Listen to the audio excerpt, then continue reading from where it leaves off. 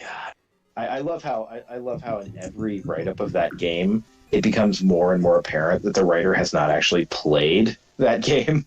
Because like Game we talking multiple about here? Nightmare on Elm Street 4. Yes.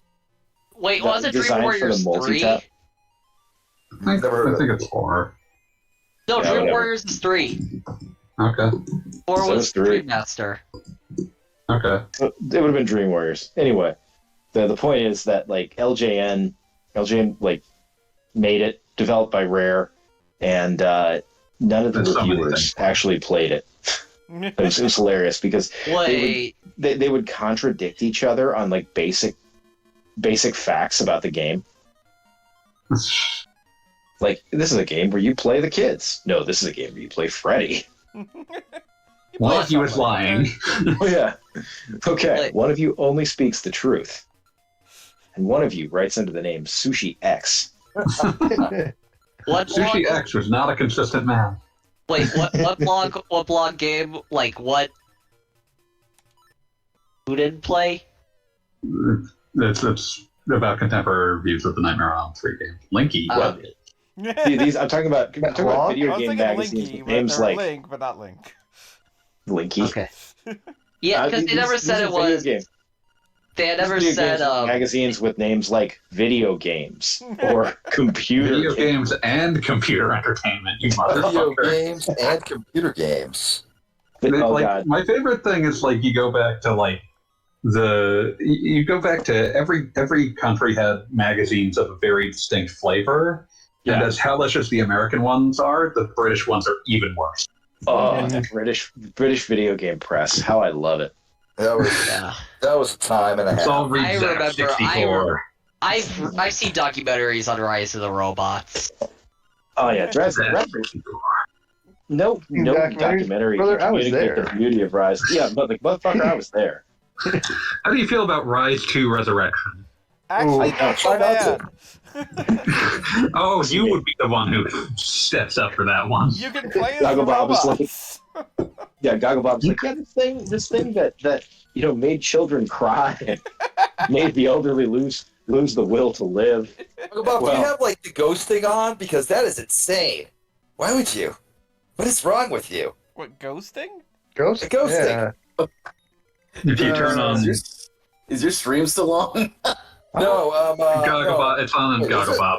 Oh, okay. Go into the okay. go into the settings, Gogglebot. Stop streaming. One moment, please. Gogglebob's like, sword, "Ooh, okay. I'm a Like- sexy like- ghost. Link's Awakening. You're gonna touch my ghost junk." It doesn't look like it's Is this more ghosting about Ghost right Head? now, but yeah. Settings. Mistaken is It turns out you can't- classic feel. You Yeah, you can want that actually be off. arrested for Yeah, it was public off. indecency if you're pretending Okay. to be a ghost at the time. It's possible that it's just because the game's running at 60 and your stream's probably running at 30. No, there we go. That could happen. That's probably it. But no, I was gonna say that's the loophole. You can't be arrested for public indecency if you're pretending to be a ghost. That is true, actually. I have in fact Is gotten nude on Is that City how you Hall. can get Ghost Head? Yeah, and everybody was like, "Why isn't anyone arresting him?" The cops were like, "We don't arrest ghosts." It's the Scooby Doo. The problem- Well, Soul it's because Scum ghosts is- are extremely white. There Yes. you go. The problem Yes, is that's how I you got cannot break character the entire time. Yeah. You break character even once. The cops are waiting and they're bringing an ass kicking with them. Yep. You go, ooh.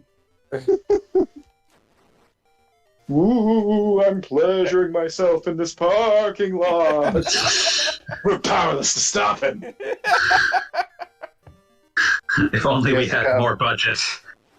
Ask the cops to stop the ghosts, and they're like, well, who you gonna call? Oh shit! Oh god! Like he can't get within 100 yards of the school. He's wearing a sheet. God, I keep thinking about the fucking that folding ideas video from a few months ago that starts with the truly incredible gag of it's doing the like hustle grind set YouTuber intro. But one of the gags is just I'm standing within 400 yards of an elementary school to prove the haters wrong. God, that line was. And that line just nested in my brain forever. Oh yeah, no, that was forever too. What I video? also like about the cut of him just like standing shirtless in front of like a background of rubber ducky. I will use my magic to give you 500% APY. Oh my god, it's so good. Video is folding ideas, entrepreneurs. Okay, that guy. Yeah, I have him blocked. I forgot why. It's so, I don't know. There's you have to have just this love of the stupidest possible surrealism. Like it's the only way to get through the world. Yep. It was like someone was talking about when they were like 14 years old. They were watching this documentary about like this like anti-abortion protest group.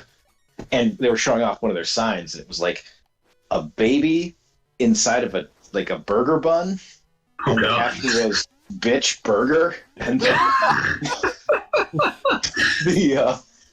documentarians are like, so who is the bitch? Is it the baby? There's just a lot of questions. So she said she just started laughing. Like she started laughing so hard that she had to like rewind the movie to get back to where she was. And she said that was the moment that gave her the specific kind of brain damage you need to be able to laugh at like actual life. That's fair. We live in a world of the bitch. Is it the baby? Like, what in the world? Many questions. Bitch. Burger. Much to consider. Much to consider. Much to consider. Oh. And fucking Link's Awakening.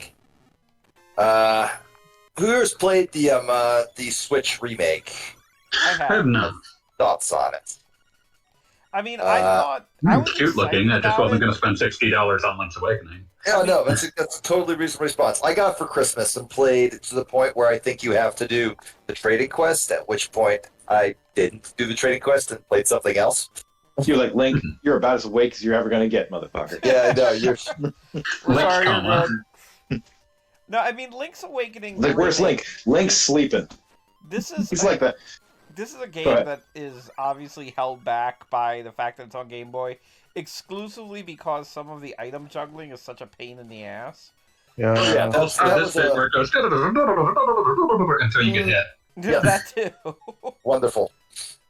But I really thought the Link's Awakening remake would be better than it was, and it kind of fixed problems. Very without loyal. doing too. Yeah, I think that might have been the problem. Do you think they mainly focus on it potentially being more of a Zelda maker? No. No, because No. that was really half baked. Yeah. It's really Yeah. half-baked, and the idea just doesn't make any sense, because you can't make bits of a Zelda. Yeah, it's Right. like it's less, hey, let's make a comprehensive dungeon, and more, here are 4 preset rooms. Place them in an order.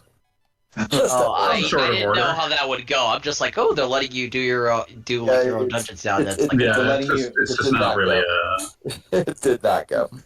They're letting you finally settle how to pronounce Darknut. Is there debate on that? It's Darknut.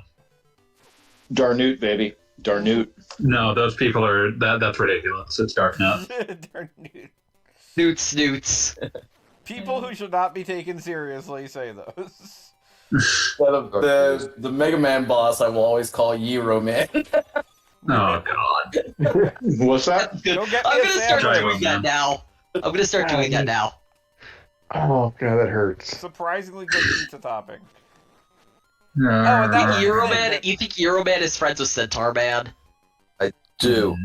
Thank you, Beat. The blocking and like swordplay they tried to put into it was like completely unnecessary. In the It feels like a very nothing sort of change. it was the kind of thing that like for stages that like the moblins with swords and shields, you're supposed to figure out how to beat them, and then who cares? Like you The just last keep walking. thing I can remember was biting into a big juicy toadstool. Then I had the darndest dream. I was a raccoon. Yeah, sounds strange, but it sure was fun. Good for you, man. Fucking Mario over here. I was about to say, guess what? It's a Mario-looking guy who turns into a Tanuki. What are the odds? The way they wrote him out, I could imagine him sounding like either Hotel Mario, like pre Martinet. That sounds to make sense. Yeah. I just read it in Chris Pratt's voice. That You didn't. Oh yeah. Oh, I did. How dare you? Can't prove I didn't. I mean, it I'm kind proving you of didn't. works. As that. Still upsets me that they seem to nail everyone but Mario. I've heard some negative things about Peach, like that her actress would have been better suited for someone like Rosalina. Not about to get into that particular batch of weeds. Yeah, I can't wait for James Gunn to just release all these DC movies where Chris Pratt plays progressively more characters. Oh no, I was Is thinking of What the Chris Crisis on Pine. Infinite? I was thinking of Chris Pine, That's what who it'll was be. in the Wonder Woman movies. Yeah. I'm just imagining, is that what the Crisis on Infinite Earths will be? Yes, Yeah, everybody. it's gonna be like Synecdoche, New York, where It'll like be like Oh, that God. fucking Sean Baby a thread that wasn't actually a thread. You have to just read his timeline backwards, where he describes his plans for a Time Cop movie, Of course he does. all of which is addressed Absolutely. directly to Jean-Claude Van Damme. But the final twist is that everybody in the theater is now Jean-Claude Van Damme. What have you done? What have you done? so good. That is among the most Sean Baby things ever conceived. That's so Yeah, brilliant. he actually said, "I'm writing this in reverse, so it appears on the timeline properly." Now that may be confusing, but it's a Time Cop movie, so you'll figure it out. Yeah, It doesn't matter. I love Sean Baby. I love the time. He wrote an article about It has a new feed. taking over an E3 panel by talking about his idea for a scary drive-through restaurant where when you pull up the speaker says, "How may we scare you today? I'm sorry, how may we scare you again?" Sean Baby's Oh. still just doing the same thing he was doing like 10, 20 years ago. He has a niche. Nobody He asked him to does it stop. amazingly. Yeah. 25 years of being funny online, and he's still got it. Like, That's a pretty rare trait. It's plenty of people who are funny online, but Sean Baby, I would say, has perfected the art in such a unique way that it's like, okay, I once described it as he has created a version of English that anyone can read, but only he can write. that's it. That's the great thing about Sean Baby is if you try to ape his style, it's really obvious and it doesn't work that He well. can do it Yeah. literally like nobody else on Earth. Just like Yeah, amazing comparisons that are just funny every time. and the thing is, they're not just unlikely or obscure. They're also like effective. He's able to 100%. create. He's able to condense a lot of the elements of comedy. The absurdity, the bizarre comparison, Has he ever apologized for any jokes he made like in the 2000s that may have not aged as well? Yeah, loads of Yeah, time. occasionally. Yeah. Cool. He comes out. Yeah. He'll comes out and say it. Yeah, no, Yeah. he's very open about it turns out a lot of us were assholes then. I was one of them. Yeah. Him and like Mega 64, I guess, are the two that have really stood the test of time on this kind of thing. Who's Mega 64? Just some Different guys, age. you know. Okay. But yeah, now the thing about Sean Baby is that he's always been working a gimmick, and the gimmick's very close to his actual personality. He lives the gimmick, but he's working a gimmick, and so that he understands that, and I think that gives him enough like personal distance to let him be. feel personally invested Yeah. in maintaining that. Yeah, This exactly. This is the video game equivalent of like a slot machine or whatever, I guess. I think, unfortunately, a slot machine is the video game equivalent of a slot machine. Yeah, the rise of the gacha would say that. I get so fucking mad at gotchas. Just hate that shit so much. If you were more mad, though. I'm always mad. That's why I said, what if you were more mad? I don't want to What if you consider that. weren't? That seems like a dangerous road to go down. Dur, dur, dur, dur, dur. You get God, different, Bob, I believe in you. You did it! Yes! I'll be totally honest. I didn't really believe in you until just a moment ago. Let's No, find the until this L exact statue that time. belongs to it. Gee, I fucking wonder. Where could it be? Who You could just it literally be? left! Fuck you! It's not useful. I mean, I already Believe did what I it wanted or to not, do. it's done just now. me. Just like the light of a new day. I can't believe it myself. I actually am fading fast though, so I am going to head off to bed. But Have a thanks for good the night. 3 times tonight. It was Night, Enjoy night. the remainder of I your Wait, enjoyed it a Valentine's lot. Pete, Day. one more Go. thing. Go. Wait, you still there? Yes? Yeah, he's there. Yeah, my had a Valentine's Day date today, and it went really well. No, glad to And hear it, man. yeah, and currently the girl I'm seeing, she currently really likes Ninja Turtles, so I Who was doesn't? able to bring which is very good for me because I already know a lot about that, and I got to check out Rise. But I brought with me Shredder's Revenge because I know she likes Ninja Turtles, and she was just like enthralled by the instruction booklet. That is wonderful. Yes, you do. I'm glad to hear it. Yeah, Alright, I'm going. that's all. Have a good night. See you, Pete. Another owl with the exact same thing. Wait, does the digital version? Oh, does it I have bought it PDF boxed. files?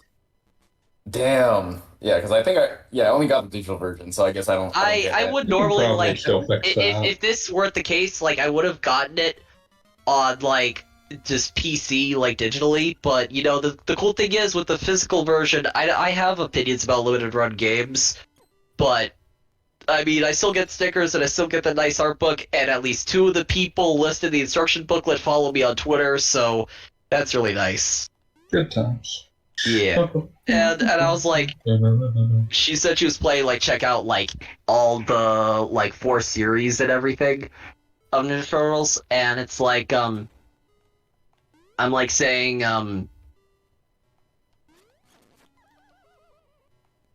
Super I weird. forgot they what took I was Mario going at. segments Just and- just the different ways like Splinter was Mario handled and the whole thing about like Daredevil and all that, and how the first live action movie was like good for its era. And bits from Secret of the Ooze made it into other incarnations. And yeah. I'm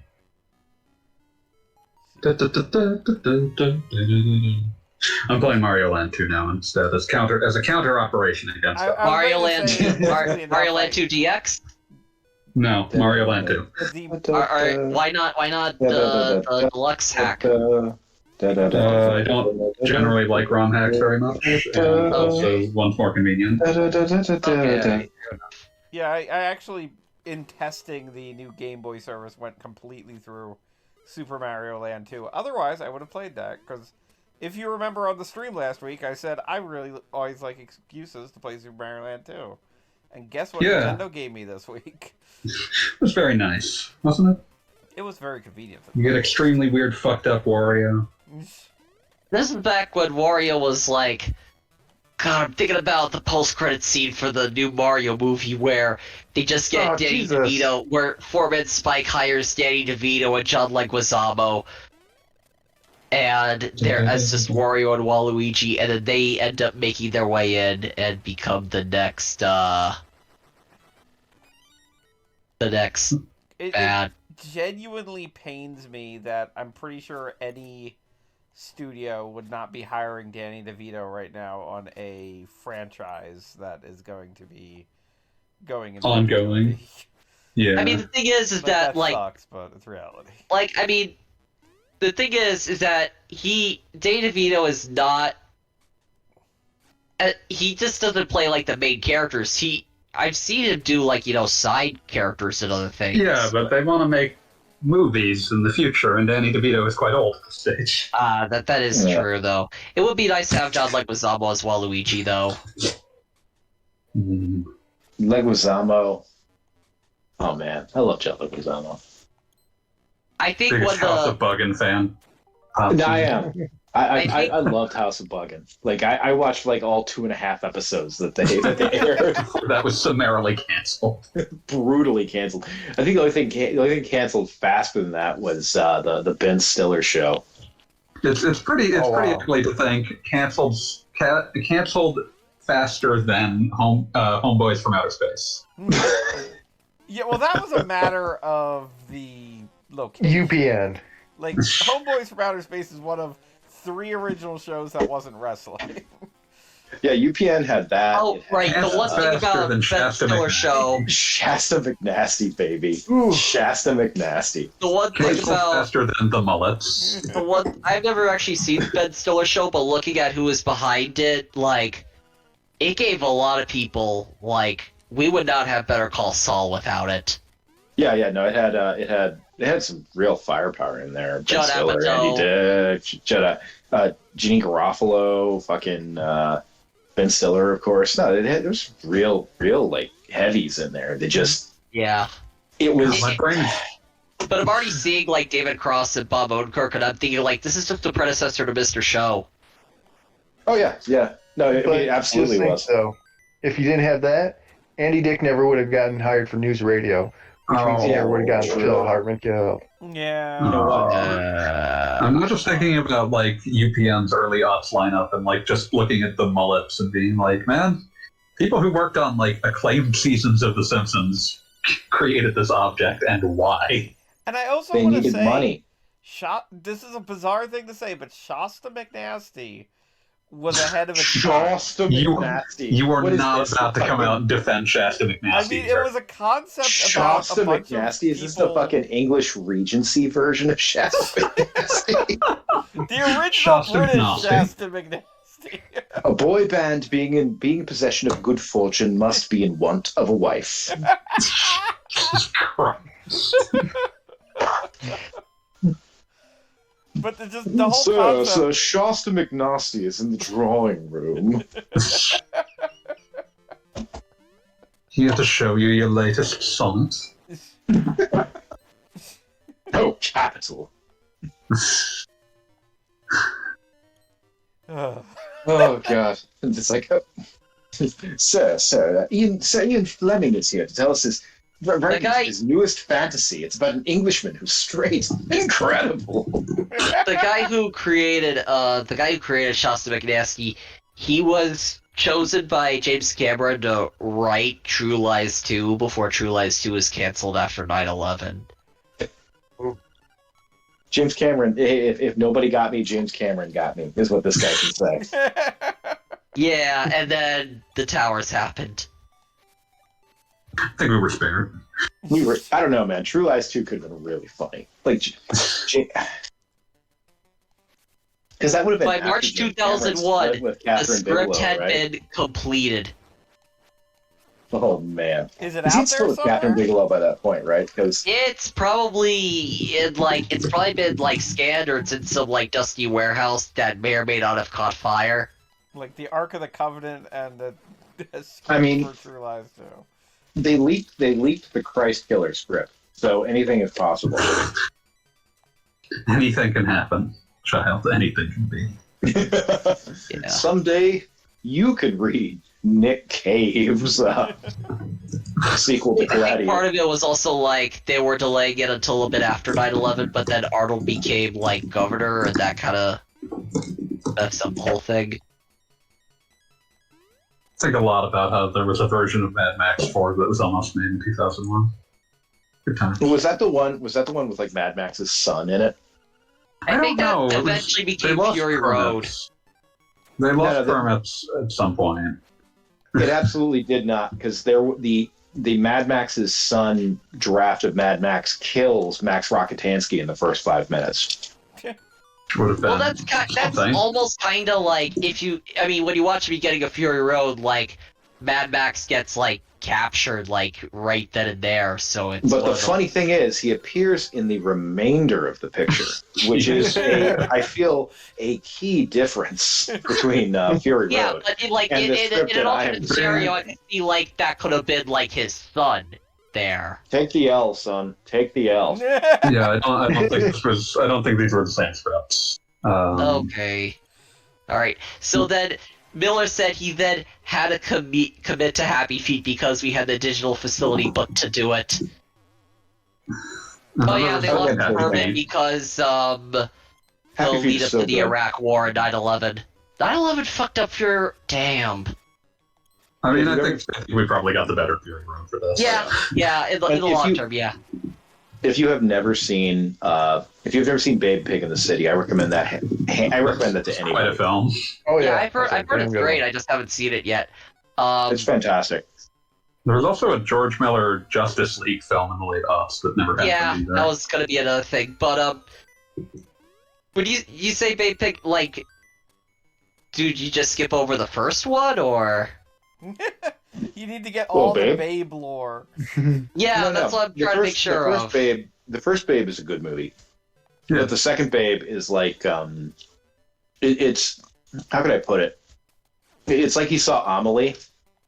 I was like, oh yeah, I can make a movie weirder than that. I'll do that. Yeah, Cool. I can do that.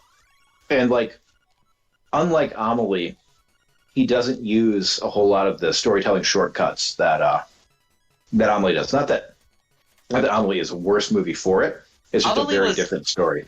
The crazy thing is, Amelie came out like 3 years later. What's that? Shit. So what came out? Which one came before Amelie? Was that City of Lost Children? Which one of those came out first? Let I me think City of Lost Children is earlier. Yeah, 95, City of Lost Children. Okay. So not Amelie in that case.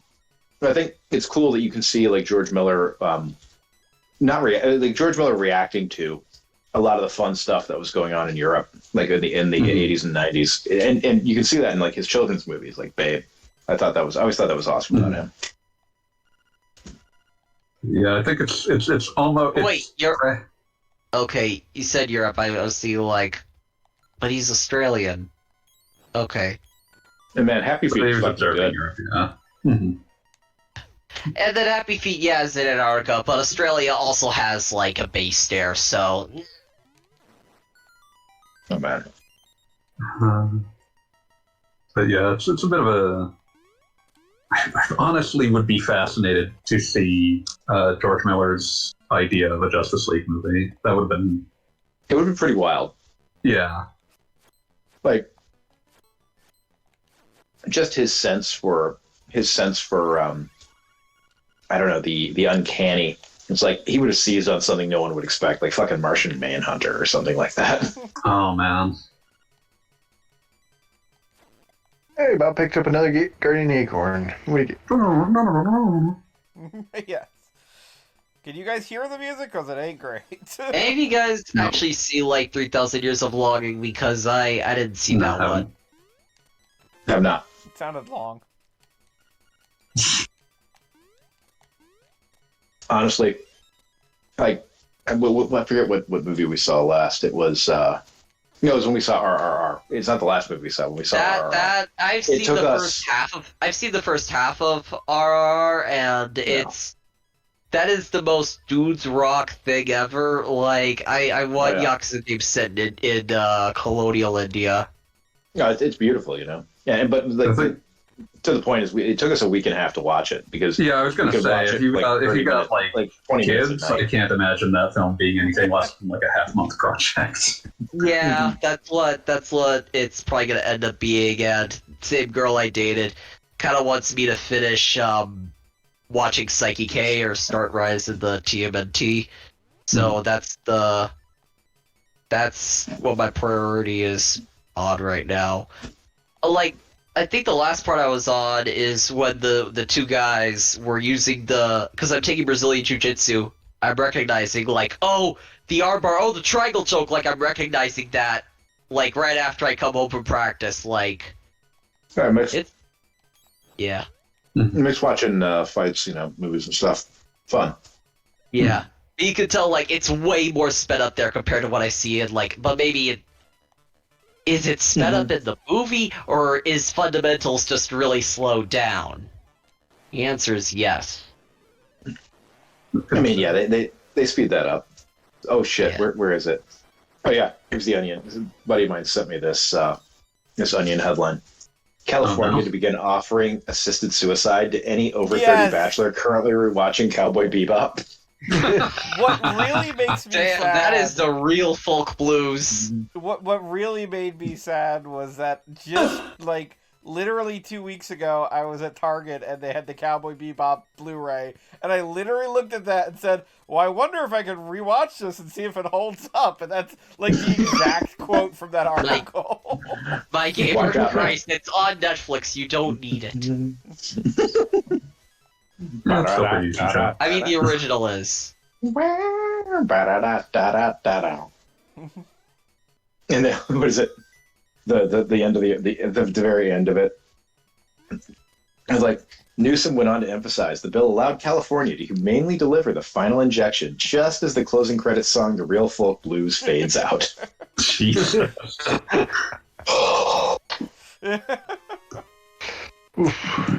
It's so brutal. It's so brutal. Just absolutely targeting the hearts of persons of a certain age. Yeah, I was about to say, yeah, it's like one of those article written specifically for me things. Yeah. No, it's like the it's like how the Clickhole for years had a writer with just an encyclopedic knowledge of Christian theology, and it allowed them to make the most obscure, inexplicable jokes that completely slew like an audience of about 200.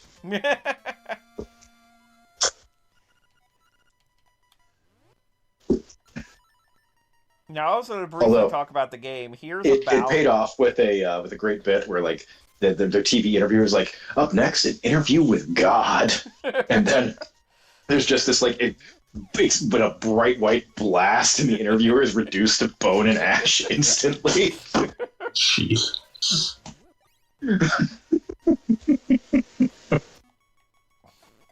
Oh my god.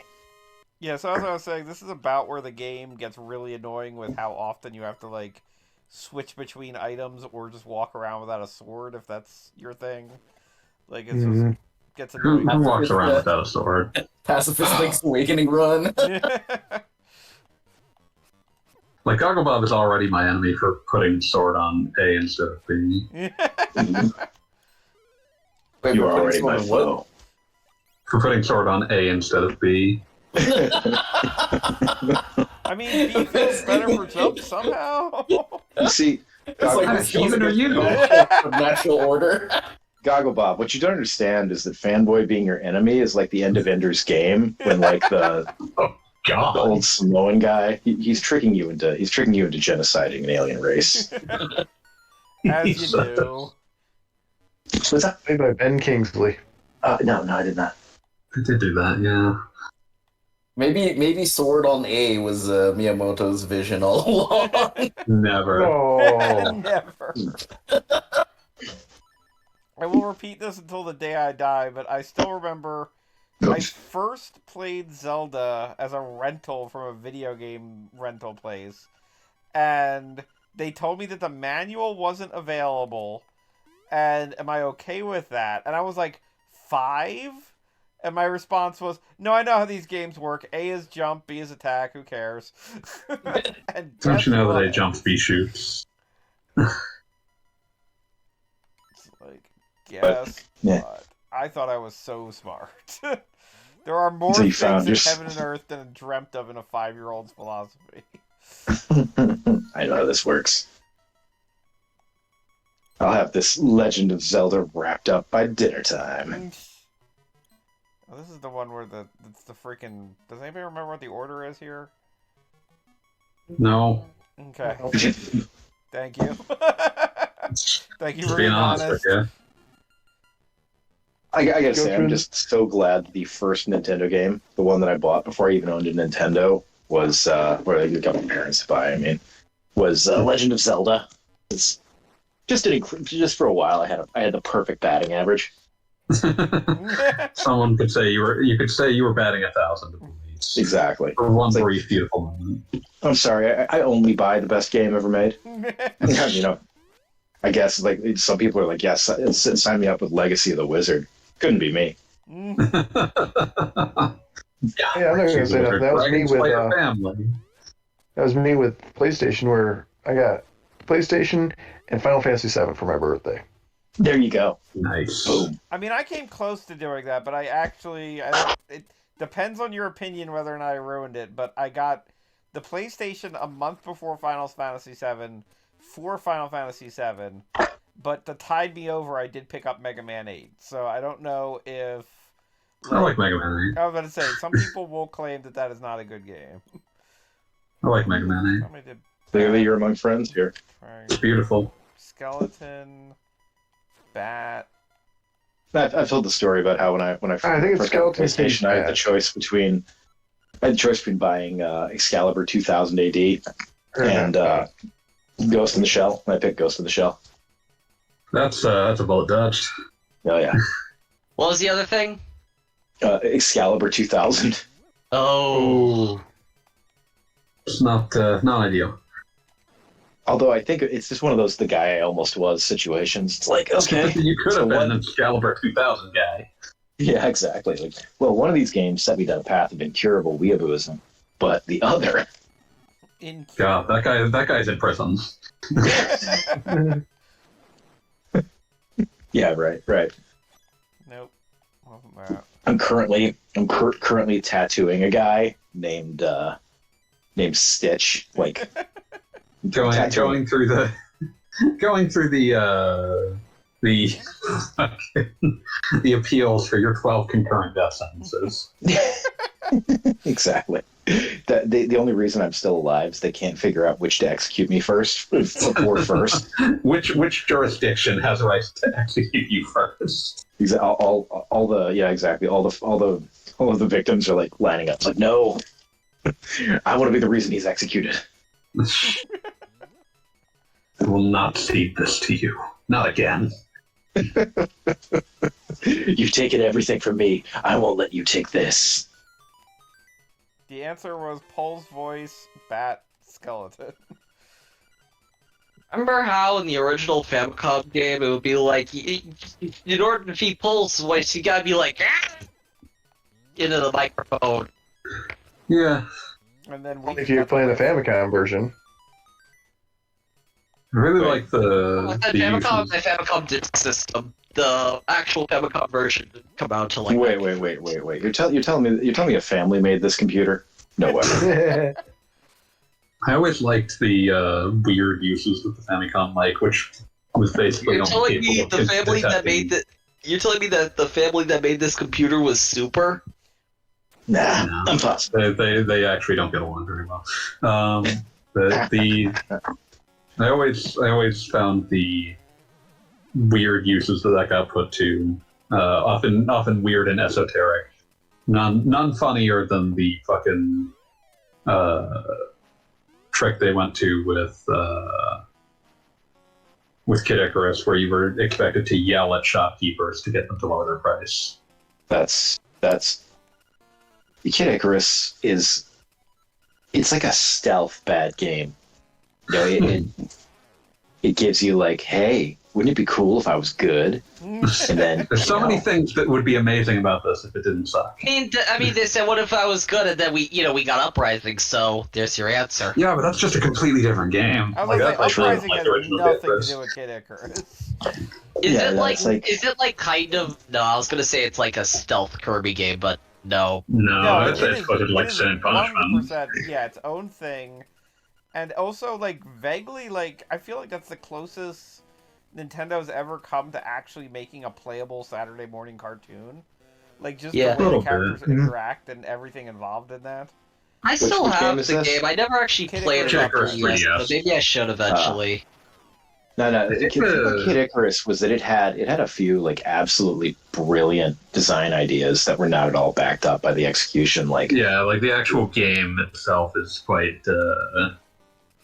mediocre for its time. Yeah, even for its time. But like the idea of an inverted difficulty curve, the idea of linear levels that reward you with like with a Metroid style level. Like I thought all that was really brilliant, but yeah, the execution just doesn't hold up to it. But I didn't know a single person when I was a kid who got past the first level.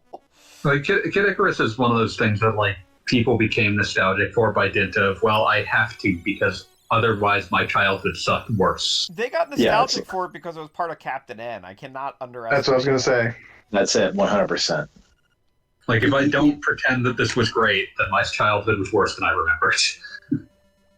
Yeah, exactly. Which is also true of the entirety of Captain N. But yeah, like, just fascinating. What's the thing I was going to say about that? But yeah, it's fascinating to me that, like, there's allegedly a period in the late aughts where, like, 3 or 4 different companies tried pitching a Kid Icarus game to Nintendo. I mean, the thing is, like, they had, Star Fox, and Star Fox was popular, and then, like... That wasn't the problem. What was the problem? Like, they were like, okay, we're done with Rogue Squadron, and we're done making Lair, and we're gonna make Lair for a bit, but you want to, like, how about we, revive this guy? Do this next part. The issue was allegedly that every company that kept making these, like, every second-party or third-party studio that made these pitches was, like, their idea that they were pitching was essentially, we're going to revive Kid Icarus, and then they had no follow-up to how. I thought Factor 5's thing was, like, they were trying to go, like, darker edgier. It's like, no, we want you to use the Smash Bros. Design. Retro Studios also tried the same thing, and kind of had the same issue. Wait, that's the thing. The bigger issue is just that they kept pitching Kid Icarus. What about it, Kid Icarus?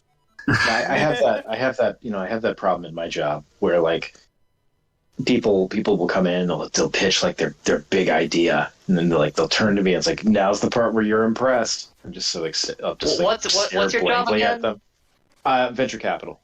Right. So there's like, here's the big idea, here's the big twist, and then like I gotta remember to send you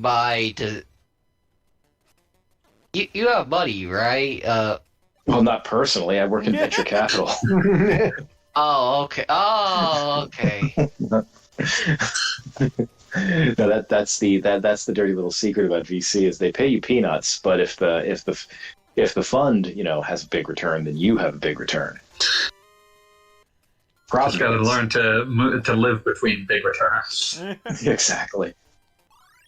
Someone's got to be in the top 10%. I'll show you my game at some point. I think. I don't know. Yeah. But, throw it at me sometime. Can't hurt. So yeah, no, it's but no. Again, the thing is just people think that they're going to wow you with just by having this out there idea, and you're like, okay, well, how the fuck are you going to do this thing? Yeah, Kid Icarus. Like, okay, do you have an idea for what this Kid Icarus game will be? Well, people want Kid Icarus back. Okay, but what's that going to be? Icarus. It's like, yeah, Kid Icarus, Ridge Racer. I always find Ridge Racer as a franchise utterly fascinating because for the PS1, it's a complete marquee franchise. They do like 5 of the damn things, and it's like it's where they're testing out like a lot of attempts at it. Like Ridge Racer 4 is a game where they were seriously going to be like, we're going to try to make a like as detailed as the PS1 can manage 60 FPS racing game, and they had to give up on that dream. But that was a wild thing to even try. Like that was a big franchise. They launched the first Namco game on the PS2 is Ridge Racer 5. And then they proceed to, like, that franchise immediately dies. They no longer care at any point except to use it as we're testing out new dev kits. Yeah. What was it? What killed Ridge Racer? I don't know. Ridge Racer? It was simultaneously, like, Ridge Racer Unbounded and Ridge Racer Vita. I mean, those are the last ones that came out, but Well, it's kind of like the I Jack and wasn't. Daxter series being like very popular in its time, and then I don't think anything particular killed it. The studios lost interest in it. Well, Eddie Okay. Gavin left Naughty Dog after like Drake's Fortune, and then it was other people in charge who wanted to do like Drake and Last of Us. I'd say probably I the thing that killed Ridge Racer was Gran Turismo. Yeah, Gran Honest- Turismo is probably what did it because there's a game around a game that they at the time were very insistent this is not a Ridge Racer game called R Racing Evolution. That's kind of an attempt to bridge the gap between Ridge Racer, Gran Turismo, and for some reason has a story that probably started life as a Ridge Racer game, and they were like, Gran Turismo sells like 10 million units. Can we get a Yeah, piece of because that? they use license rather than fictional vehicles, so... Yeah. Yeah. All right. No, Now, I think it's is that no one anybody in needed this that. chat the kind of person, or were they? I mean, I always had a friend who was this kind of person, who got super excited about like X car being in Gran Turismo, and it No. was just like the. I don't like furthest cars from in their real life. Like, guess what you can drive in this? I don't like cars in real life. I think I was that to way. be fair for though, the, like even though those cars are in real life, you're not gonna get to really drive a Koenigsegg, you know. Yeah, but my point was that I was not that kind of person because I don't like cars in real life, so I don't want. I don't care about cars and fake things. What are you saying, Callie? I feel like for the first Gran Turismo, it was like, oh shit, they got like Honda Civics, like a car that I could reasonably my car. Racing I- the Honda I Civic. think it's more like the idea, like it's represented so naturally in like video game form. It was novel at the time. Now it's like you actually have to have. I can't think of a more exclusive like car like badge than like Koenigsegg. Am I pronouncing it correctly? I don't even know what you're talking about, so maybe. So, I like my life, my brain just derailed the second that I saw fucking the Gran Turismo man talking about how, well, the reason that these premium DLC cars are unreasonably expensive is that we wanted to create a sense of the real life sense of exclusivity on these cars, which is why this fake car costs $70. I thought it had to do with licensing costs. That's not the. I'm saying the thing that he said. They're also very greedy. Yeah. I mean, literally, Gran Turismo 7 launched with a "Give me $20" button. Like when you put a button on the screen that's just buy 1,000,000 credits, and it's on every menu, you have launched a game with a "Give me $20" button. Wow. Wow. And then you start patching out ways to get credits quickly without doing that. And... Yeah, no, that was my favorite thing, is that people found ways around it, and then they were like, oh no, no, no, no, no. No, you will devalue these cars by earning them for free. No, no, no, no. I think it was it not, I think it was Grand Theft Auto 5 when it first came out had some, like, ridiculous infinite money cheat, and they were like, no, no, no, no, no, no. I would assume that would be GTA Online. Yeah, I think so. Yeah, probably. Because they definitely sell a lot of premium money in that.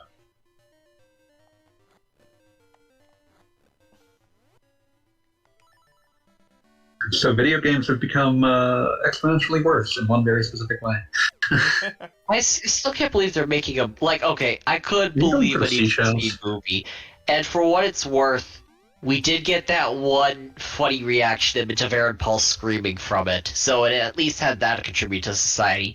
I don't even know how you could make a Gran Turismo movie. Wait, they're making a Gran Turismo. They announced a car. They announced a show. Oh, Presumably, it's a show. Okay, a show. I can imagine that a little bit better but at that. my no, assumption would be that it's not a fiction show. No, it's actually a movie, and it's starring David Harbour, Orlando Bloom. As the car. Yeah. Oh, Turbo Teen. Yeah. I'd watch a Turbo Teen movie, I'm not gonna Okay, lie. so Well, yeah, Big but guy. you're broken. I know this guy. I have no idea who Archie Madekwa. Archie Bunker. Bringing them back, baby.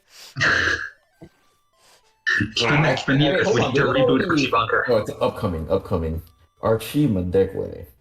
All right, what's he been But in? yeah, I've got no interest in. The film is about a Gran Turismo player whose gaming skills won a series of Nissan-sponsored video game competitions to become an actual professional race car driver. That sounds fucking terrible.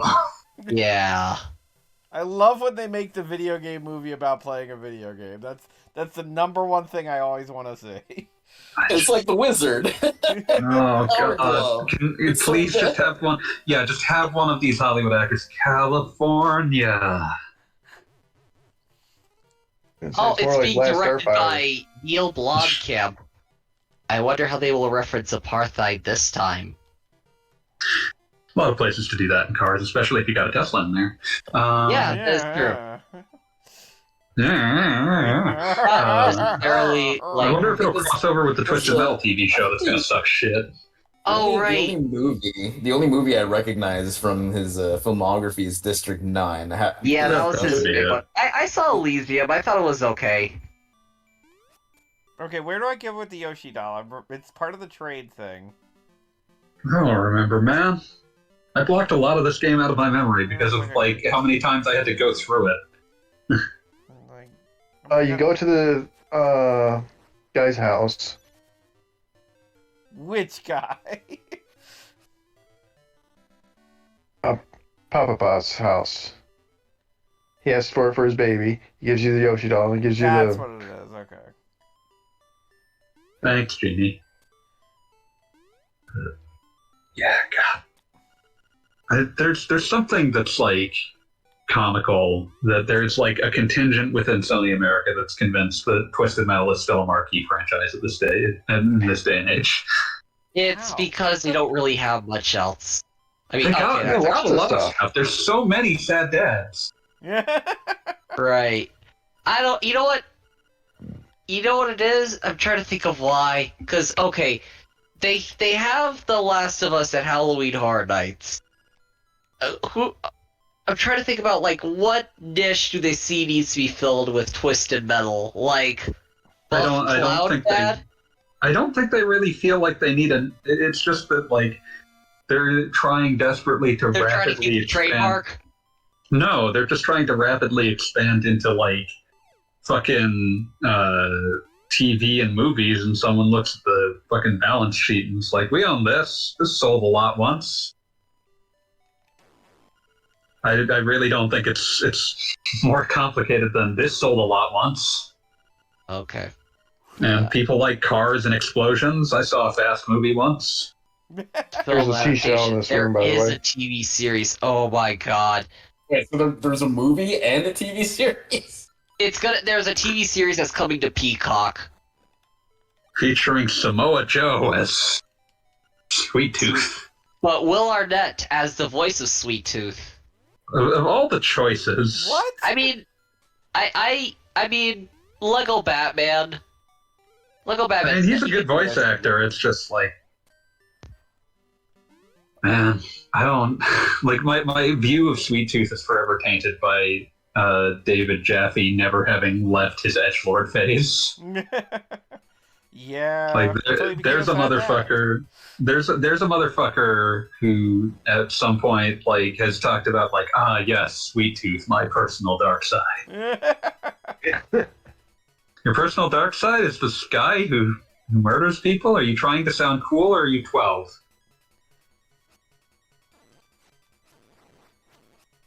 Are you trying? It was about this one. There you go. I want to make a joke about David Jaffe's personal dark side apparently being Metroid Prime. Metroid Dread. Or Metroid Dread, yeah. Man, that stream. Imagine having made some of the most successful games of all time and having that stream somehow become your legacy. Beautiful. Beautiful. It's on the upper row of the beaches there, but Okay. Yeah, no. It's like I have dim memories of the gator I'm supposed to feed dog food to. Normal. Once you go down to visit, So this once is you go down to Florida, visit you Pete, you'll have to know. go. You Once know you go they're down to good visit boy. Pete, You you like can bagels. go to Gator World and feed dog food to a real gator. Yeah. Pete's gonna What scream if, at me what next if time when we he were finds out still that I said here? Gator World instead of Gatorland. He messed up Disney World and Disneyland earlier. It's okay. Yeah, but he doesn't care about that. He has made clear to me he cares about Gator World versus Gatorland.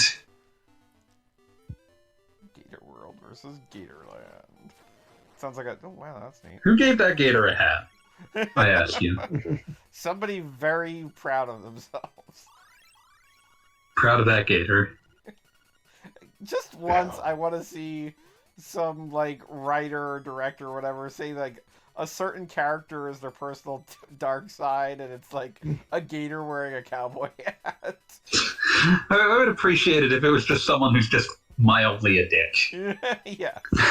Hey, this is my dark side. Oh, you mean the guy who tripped me? Yeah. The guy who tripped me. My personal dark side is Macaulay Culkin from Home Alone. Okay, you that's joke, mildly but homicidal.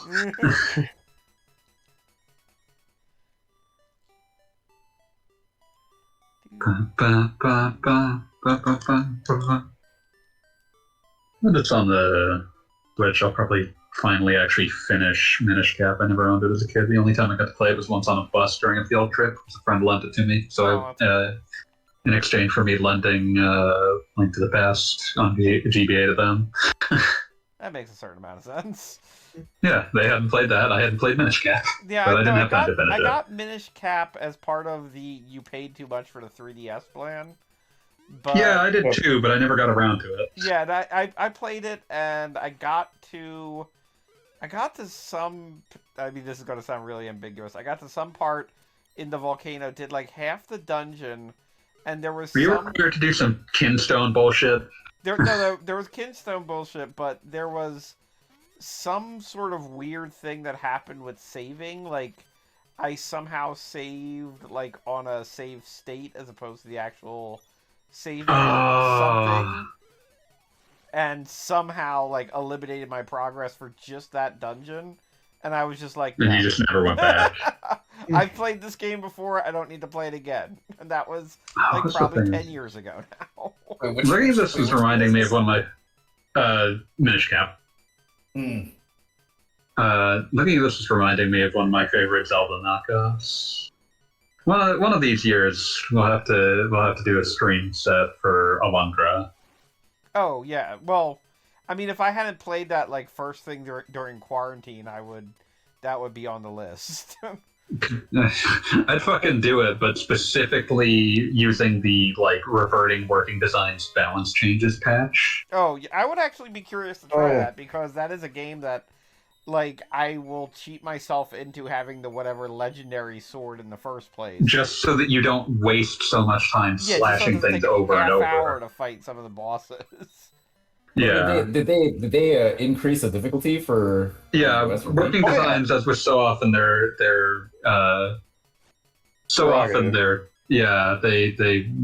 took everything's health and I think at least doubled it. And some of those bosses did not have a slouch of health. Some of those had a lot of health to begin with. Yes. And it did work. You would think they would have learned something from Silhouette Mirage and Exile Wicked Phenomenon, 15 other games, but no. I was about to say Lunar. They never made Lunar impossible the way that they did for some of the others. Good night. Eternal Blue impossible enough as far as I'm concerned. It's honestly not that hard. I was going to say that one boss. As somebody who played it on the PlayStation, I disagree. I've played both versions. It's not as bad as you think. They pointed it out in the strategy guide for the PlayStation version. It's true. I think my favorite thing about playing the Sega CD versions of Lunar and then playing the PS1 versions is realizing that everything about the PS1 version of Lunar 1 is designed to just bring it in line with how Lunar 2 works. Yes. Yeah. It's amazing when you have two games that you think are going to come out, you can... Mm-hmm. But really, just because it's just an acknowledgement that every single change made in Lunar 2 was for the better in every direction. Yeah, 100%. To the point where the PS1 version of Lunar 2 really only exists because it's like, well, it's good to let people play it. Like, it's a much more similar game than Lunar 1 PS1 to Sega CD. Played the Lunar games. Is it worth it? They're fun. They're decent. If you like 90s as hell anime, they're still quite a good I was about to say, if like the idea of rewatching Tenchi Muyo sounds exciting to you, then it might be better than Tenchi Muyo. I'm gonna put I that. was gonna say they're not like that. If you watched Owl House and were like, I am curious to learn more about this character. Also, was Alundra 2 any good? No. No. Okay. I got Alundra 2 for 70 cents and overpaid by about $10. Alundra 2 is like one of those like biggest letdown in gaming moments. Like Alundra 1 is gorgeous one. Like it has truly excellent sprite work, like a wonderful overworld, great puzzles, great like a story so beautifully melancholy that even working design's horrible translation choices cannot sink it. And Alundra 2 is, what if keys turned things into robots? I'm a jackass thief man. And also I'm an ugly PS1 3D. I was about to say the hardest thing for me was that it was just so ugly. Like just like it is an ugly game. Like you wake up next to that and you're like, oh no, this is not okay. Wow. What a phrasing. What a choice. Alundra 2, ladies and gentlemen. But yeah, just not a good game by any stretch. Like it's also super imprecise because of the way the 3D is put together. Because like Alundra 1 is often quite tough, but it's also a very precise game. And Alundra 2 is not. Yes. There's still a lot of platforming, but it's all much worse. So incidentally, does anybody else think that this whole stupid castle in this game is because at some point somebody thought they were trying to make a Link to the Past for Game Boy, and they still It was literally what they started with. Yeah, and was just seeing how much of the map they could port onto the Game Boy, and then ultimately moving into, oh, well, we'll make an actual game. They made one of the best games on the system. I cannot hold my childhood experiences against this video game.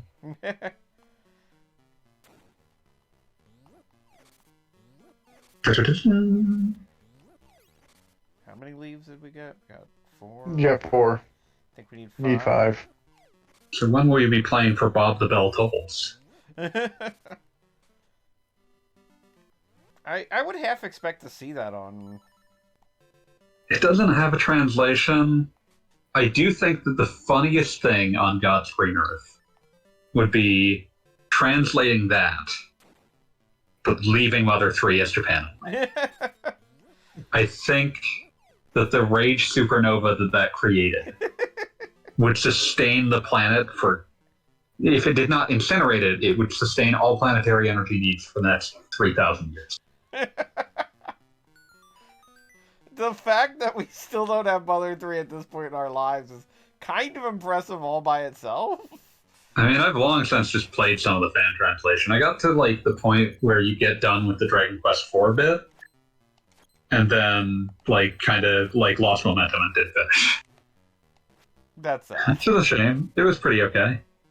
I mean, I enjoyed Mother 3. I played it right after Brawl came out, because Brawl vaguely spoiled some of the things of it in it, and I figured any future games would just spoil it more, so it's like, pull off that bandit.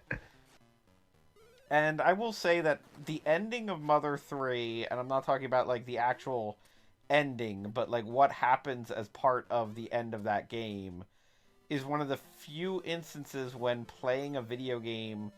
Can a computer game make you cry? It didn't make me cry, but I knew full well what was going to happen. I knew full well what I could do in the game, like what the controller does, so to speak. And I still lunged for my keyboard to try to make it to stop. And, like, obviously I was unsuccessful. But, it's a arguably completely scripted sequence that happens toward the end. And I still, was like, no, this can't happen. Which I'm pretty jaded. That doesn't usually happen. I'm so frustrated, bitter mean jaded. Yeah, no, I'm usually somebody who's like, okay, that character's carrying a puppy right now. We know what's going to happen. You really don't need to do this. But in this game, I was like, no, stop. Yeah, someday I'll get around to it. I've been spoiled. I don't care. Yeah, I don't care about the narrative. I don't care about spoilers. Yes, no, and that's much where I was. Like, I pretty much knew what was going to happen. Like, I had already, years, even before Smash Brothers, like, if a story is worth telling, then, it'll be worth telling even if you know what it's going to do. Yes. Yeah, that is 100% my agreement. I've never been somebody who worried about, the spoilers with the game that shall not be spoken that's out right now. When I see those spoilers floating around, I'm like, oh, well, isn't that the mentor character? Isn't this, exactly what happens in 70 other Isn't this a video game? Yeah, it's like, oh, guess what's going to happen? I can't believe for frogs the bells are tolling. So now I need to ask the real questions, which is, who was your pet in Oracle of Ages / Oracle of Seasons? Who was your pet? What, you mean the boxing kangaroo? You have the boxing kangaroo, you have the floating bear, and you have the little Dodongo thing. That the game has to change the overworld map so that whatever is there is one that you can only get through. A section is only that you can only get through with whatever pet you have. For me, one of them was the was the kangaroo, and the other one was the bear. Mm-hmm. Yeah, I don't remember which you one. didn't do the password linking. Kind of. Well, let's see. They came out in what? 2001. 2000. Yeah, 2001 in August 2001. I was in the military. In September, 9/11 happened. Yeah, that'll do it. But, yeah, what the fuck was I gonna get at? Yeah, no, it's always very funny to me that was supposed to be 3 games. Yep. And okay. I was gonna say, yeah, you can see where the plot hooks are. It's just there's just not a 3rd game. Yeah. But there's 2 goddesses, so. But yeah, it definitely feels like a what's I gonna say about it? It's interesting that the entire idea was shelved on the basis of, man, making this password system work within 3 games is just a buggy nightmare. Which is a good reason to not do something, but it's also fascinating. It's a good reason to not do something. Listen, a buggy nightmare is a good reason to not do things. But I would love to see the meetings that I'm sure went on for a while of people trying to figure out we can definitely do this with 2 games, but when we do 3 games, this is what happens. Because when it's okay. I was gonna say, yeah, there's too many variations you can have when you have 3 games. Yeah, no, Having 2 is I understand reasonable. completely why it happened as a you just immediately person myself. Yeah, it's just that horrible nightmare when you actually think about it. It's like, oh, yeah, because if there's 2 games, it can go one direction or it can go the other. It's 3 games, there's 6 ways it can go. Yeah, no, I cannot tell you how many times in my own profession I've been in situations where it's kind of like, oh, you want this to happen twice? That's great. We can do that. No problem. You want it to happen a 3rd time? Oh my god, no. No, that's impossible. I mean, one thing that I've dealt with on a frequent basis in my life because I maintain a relationship with the company is I deal with a candy company, a candy store, and like most online sales stuff accounts for, like, in a manner of speaking, you're selling shirts that are small, medium, and large, so to speak. Yeah. And they sell candy, so one of their main particular kinds of candy has literally 50 different flavors. Oh, Lord. So you want to figure out how many different combinations those 50 flavors exist? It's like, no, there's math for that. It's like, no, we can't. No, you really can't do that. It's like they can either choose everything or they can choose nothing. Don't worry about it one way or the other. My brain is just thinking of the fucking the body switching episode from the Revive Futurama, and it's just like I'm afraid we'll have to use math. And I do like that they apparently did figure out a formula in real life. Yeah, there is a formula with a proof about how no matter how many combinations you have, as long as you have two that have never swapped, it can always be fixed. Yes. Yeah, and they have that on the blackboard in the background of that episode, I think. Now, was that the original series, or was that the reboot? That was a revival. Gotcha. Yeah, because I was trying to think of, the percentage... It's one of the stronger episodes of the revival. Alright, I'm going to complete this dungeon, and then that's going to be it for the night. Okay. Wash bucket. We'll have to live with the fact that I'm a man, and you're a piece of janitorial equipment.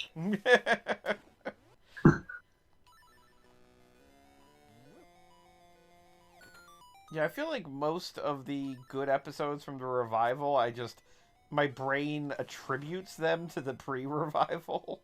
Mm-hmm. It's sad, but it's true. It's a much more inconsistent series after the revival. It still has good things in it, plenty, but you get a lot more that's just like, this could just be an episode of anything. Yes.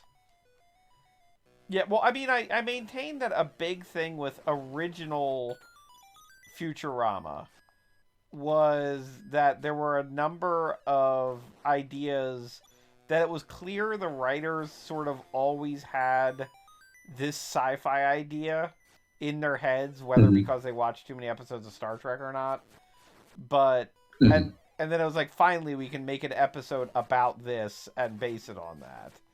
And you could even see toward the end of the first series where they would start to get away from that and just do essentially basic sitcom plots. Like, I mean, there are multiple reasons to dislike the Ben-Hur episode. Oh, that episode's extremely, extremely bad. Yes, extremely bad. But by the same token, it's extremely bad and could be almost anything that has just the possibility of, like, a gender swap robot or whatever. Yeah, like, even the robot bit is not really doing much Yeah, no, I mean, work in that plot. It's anything, in a manner of speaking. Yeah. It doesn't have to be sci-fi. Anyone could be this transphobic. Yes, and that too. Which is also why it could be any sitcom. Yeah, it's extremely bad. Extremely bad episode. I think that for the most part, those episodes are quite few and far between the original, even in the later seasons. Even I do think that one of the strengths of the first few, the pre-revival seasons, is there's very few episodes where, like, you can look at it and be like, even when it's doing a generic plot, that there's very few episodes where it doesn't feel like the generic plot is fitting around the weirdness of the characters. Yes. And that's more the issue that I take with some of the post-revival seasons, is there's more situations where a character is bent around the sitcom plot rather than the other way around. And also one really fun thing to do, and I can say this for any viewers watching right now, if you ever want to go down that road. If you can, if there's a way you can do it, watch the commentary track for the episode where they introduce Barbados Slim. Yeah. Also the commentary track for the episode where Fry briefly goes back in time with the brains. The Wire Fry, yeah. Yeah, the Wire Fry. And in both episodes, they talk... Because at this point, Futurama is 100% canceled. In both episodes, they talk about, wow, if we could ever do this again, this is definitely... We'll do a what we Barbados do. Slim episode, and then every time they just are like, let's not do a Barbados Slim episode. Yeah, well, there's that. But the commentaries, they talk about, like, oh, we could do this, we could do this. And they almost all those ideas wind up in the first Futurama movie. There's a It's lot kinda of that, funny too, there because were it's like, 4 it's never coming Futurama back. movies. Hmm. Bob, did you check First the one. bottom half of that room? Maybe? I don't know. The first one is fairly strong. Second one's pretty good. Third one, definitely, there's some thin ice there, and the fourth one is a decent closeout on that. Yeah, fourth one's a decent closeout, but what is it? Bender's Game is definitely... Ender's Game is the third one that's bad. Yeah, and it's like It the has frickin' it has pilot its for the moments, other but- thing that they wound up making. Oh, Disenchantment? Yes. Like, it's Mm-hmm. very much... Because they want to make fantasy jokes. Yeah, exactly. And I think that, like, the Bender's Game is, like, decent until it gets into the fantasy jokes, and then it becomes not good. I can see that. Uh, Well, and also you talk about the characters not fitting potential, sitcom tropes and whatever. And Bender's Game is obviously a very big one where just suddenly everybody has to be their D&D character, and maybe it doesn't work for some of them.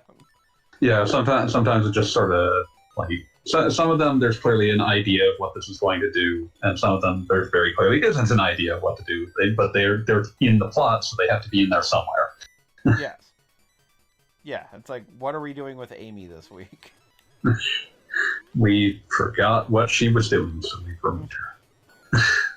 Unfortunately, no, we did not remove her. We just got really horny for a minute there.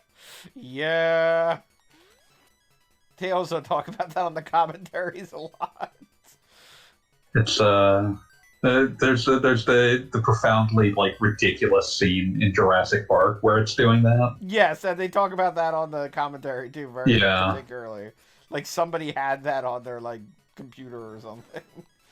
Yeah, there's also a bit in that where they're talking about what was it? Like they're talking about, like, yeah, there's some cells that we couldn't put on TV that I think are plastered all around the animation studio. Yeah, that one.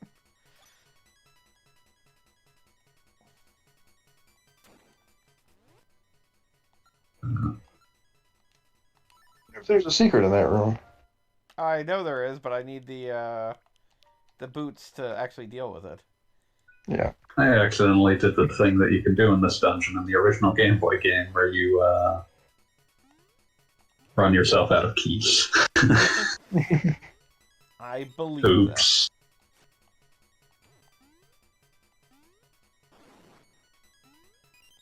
that. Oh, okay. I remember if you kill these things with a bomb, you do get a bomb, but it's one bomb, so it doesn't much matter. 10th enemy has the bomb.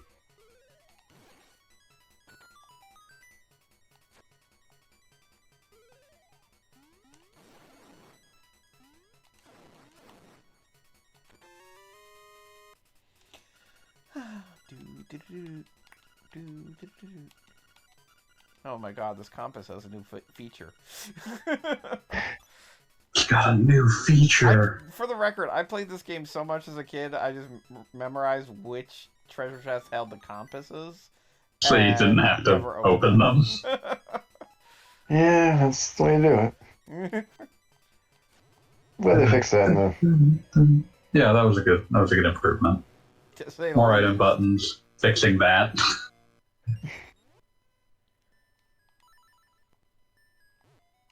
Oh, that's not what I wanted. Yeah, see, that's what annoys me. Is when you're using the wrong item and whatever the fuck. I do find myself thoroughly tempted to play the Prime remaster. I ordered the physical version of it because I Yeah. own the... What is it? Is it the Wii one that is so limited? Yeah, at Metroid this Prime point? Trilogy. Yeah. But I own that because I will just instinctively buy anything that has Samus Aran in it. Hasn't steered me wrong yet. Let's go. It usually play ends pretty a well. round of hunters. Did you have Metroid Prime Hunters First Hunt? Is that the demo one? Yeah, the demo that came with early DS. Yeah, I definitely have that. Of course you do. But yeah, to my shame, I've never actually finished Metroid Prime. I got most of the way through, but did not finish. How many keys do I got? I got 2 keys. Yeah, I find myself wanting to pick up the remaster because it looks like a very nice remaster. Yeah, no. Although again, I will admit that I am far too excited about frickin' Theater Rhythm coming out. The final bottom line. I played that demo and I'm like, oh boy. I mean, people are talking about, oh, it's been so long since the last one came out, which technically is true, but I do feel like the Kingdom Hearts one definitely did scratch that itch. Yeah, Melody of Memory is basically Theater Rhythm and all but names. It's been so long since I met you. No, Theater Rhythm returned. Yep. What was I going to say about that? But yeah, it is fascinating to me that any company at this stage has had a situation where they've had a game finished for more than 6 months and sat on it just so that it would have a better time to release it. It's true. Like, I believe the claims are that game was done somewhere around a year and a half ago. And presumably they were holding on to it so that they could release it at a point where it would be lead up to Metroid Prime 4, but not overshadowed by Metroid Prime 4. Also, allegedly, they have 2 and 3 remasters in the pipeline, which feels logical. I heard 2, yes, 3, no, because something with the Wii setup or something like that.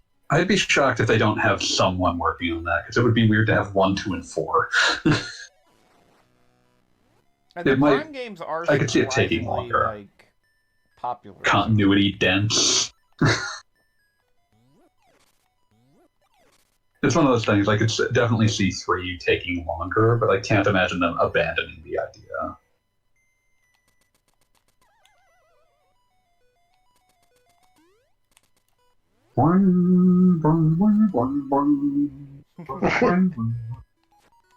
Well. Yeah.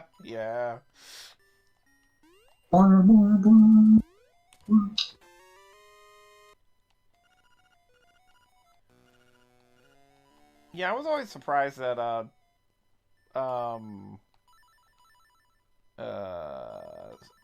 Dark Samus got so much Smash Brothers love. Because she, even before she was a playable character, she was a assist trophy. And on one hand, it's like, oh, she's vital to the franchise. On the other hand, it's like kind of lost piece of Prime. Oh, that's true. Oh. Yeah, I walked in here again. Time to do it again. Arkanoid, do it again when you're playing that. I like that I got a Triforce of Power for it. It worked out well. How do you feel about Arkanoid, do it again? I thought it was the dumbest name possible. And that's what makes it beautiful.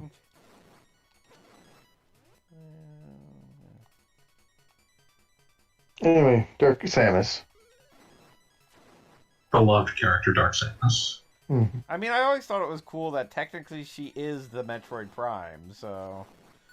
Like, see, they can keep calling it Metroid Prime. To say it's a very good name for the franchise. Like, it's very clever. Good job, guys. It's going to be great when they tie everything into Federation Force lore.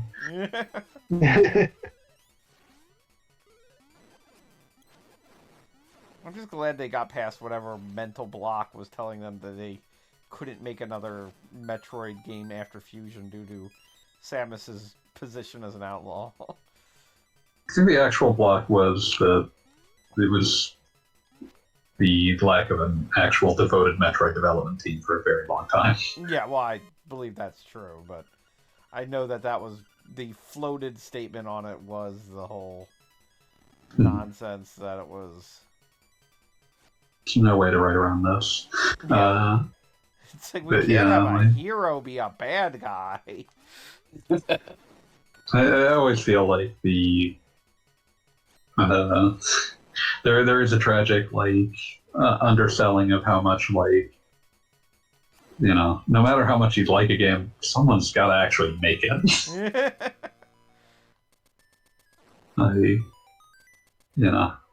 It's the same thing with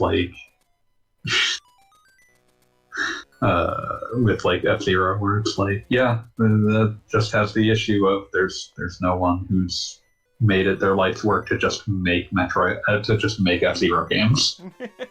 And we're all poor for it. They should have hired Nagoshi when he left Sega. I think it seems likely that they're just going to keep having Mercury Steam do the grunt work for 2D Metroid at this stage. I mean, that seems to be the case, as much as I dislike it. I like Dread. I enjoyed Dread, but I do feel like Mercury Steam puts too much of an emphasis on combat. That is not why I'm playing Metroid, basically. I liked the boss fights in Dread as a thing. Yeah, no, I mean, I'm not saying that they're bad. And I don't even blame... I'm going to say I don't even blame that on Mercury Steam, because the boss fights they make when they're left to their own devices are super bad.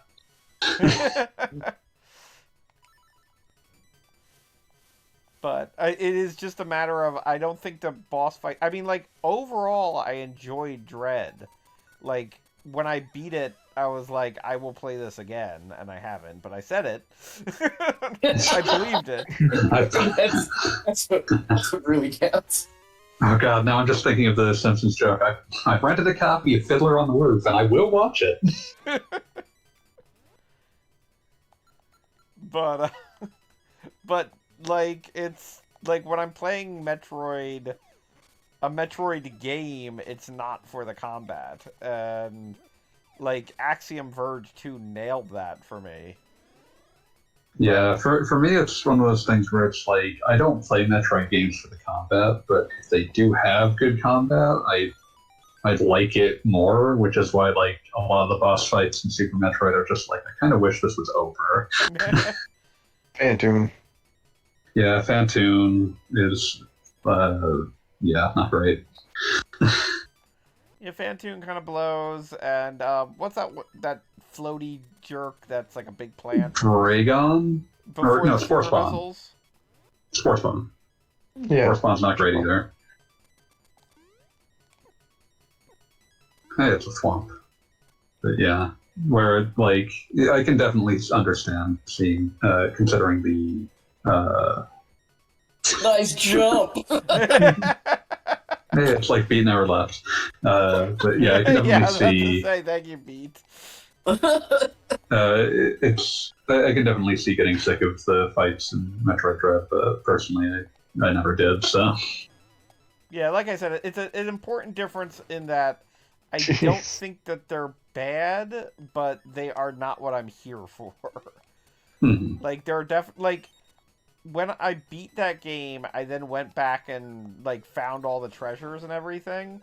Which obviously, at the point that you're finding all the treasures, everything's dead except Wheels lingering around. Hi, Wheels. OG Link's Awakening. Technically, it's Link's Awakening DX, but yeah, not the remake. And it was just I would play a version of that game that was an anti-boss rush, wherein it's you go to a boss room and it's they're already dead. Who cares? It exploded. Yeah, they're gone. Don't worry about it. But yeah, I'm excited to see what they can do with 2D Metroid now that they also no longer have the issue of the project that got away going on. The project that got away. Dread was seemingly a one that got away for. Yeah, it was announced or leaked in 2006. 7? Yeah, and they did when in the lead up to the Switch version, they did admit like yes, it was in development for the DS, but the whole robot thing just didn't work on that platform, so we scrapped it. Which is fascinating, legitimately. They came close. What came Alright, close? let's get a bell. I always thought Link's face looked kind of haunted in this. He knows what he's got to do. Yes. It's not going to be a good night for him. But what about the elegy of emptiness?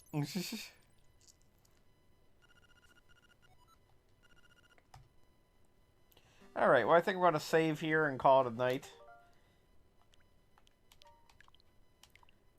That was fun. You did like a third of the game. Yes. So we got to see the Frog Prince, so we now know who for whom the frog tolls. It tolls for thee, Ribbit. Well, that's a good happy Valentine's Day, everybody. You can find me in a couple days playing Theater Rhythm over and over again. Maybe we'll stream next week if I can pull myself away from it. You can start your big project. Yes. But for now, everybody have a good one, and that's that. No. Yeah.